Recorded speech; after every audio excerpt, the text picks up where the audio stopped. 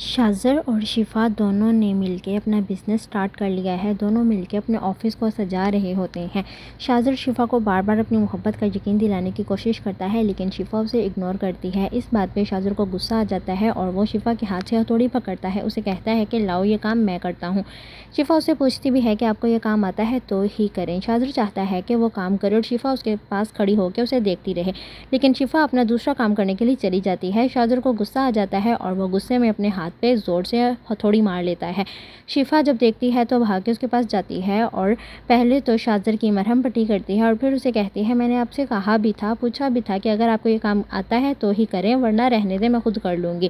شاذر جو کہ غصے میں ہوتا ہے وہ شفا کو کہتا ہے کہ ہم تو بس بزنس پارٹنر ہیں نا، تو پھر کوئی جیے یا مرے تمہیں اس سے کوئی فرق نہیں پڑتا اور نہ ہی پڑنا چاہیے۔ شفا شاذر کے اس لہجے سے بہت ہی زیادہ اپسیٹ ہو جاتی ہے، اسے سمجھ نہیں آ رہی کہ شاذر کو غصہ کس بات کا ہے۔ شاذر کو بعد میں اپنی غلطی کا احساس ہوتا ہے اور وہ شفا سے معافی مانگنے کے لیے اس کے آگے پیچھے پھرتا ہے اور اسے اسپیشل فیل کرواتا ہے۔ شفا اس سب پہ بہت حیران ہوتی ہے، اسے سمجھ نہیں آتی کہ شاذر آخر چاہتا کیا ہے۔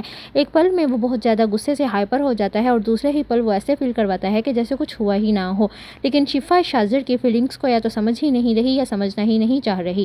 گھر آ کے شفا ماس کو سارے دن کی حقیقت بتاتی ہے تو ماس سے کہتی ہے کہ پہلے تو مجھے تمہارا یہ دوست پاگل لگتا تھا، لیکن اب مجھے یقین ہو گیا ہے کہ اس کا کوئی دماغی مسئلہ ہے۔ ماس کہتا ہے کہ آخر ہوا کیا ہے، تو شفا اسے یہی بتاتی ہے کہ پہلے تو وہ ایک دم سے غصے سے ہائپر ہو جاتا ہے اور پھر اگلے ہی لمحے وہ ایسے ہو جاتا ہے جیسے کچھ ہوا ہی نہ ہو۔ ماس اسے کہتا ہے کہ یہ تو اچھی بات ہے نا کہ وہ دل میں کوئی بات نہیں رکھتا، جو ہو منہ پہ کہہ دیتا ہے اور بعد میں سوری بھی فیل کرتا ہے۔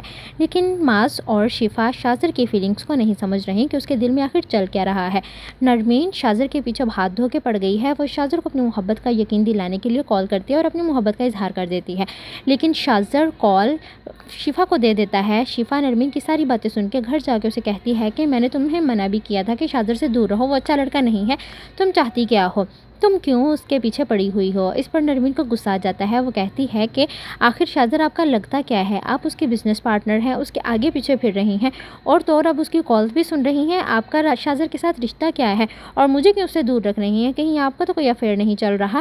شفا نرمین کے ان سوالات پہ پریشان ہو جاتی ہے کیونکہ شفا تو اپنی طرف سے نرمین کو شاذر سے بچانا چاہ رہی ہے، کیونکہ کسی کے وہم و گمان میں بھی نہیں ہے کہ شاذر کے دماغ میں چل کیا رہا ہے۔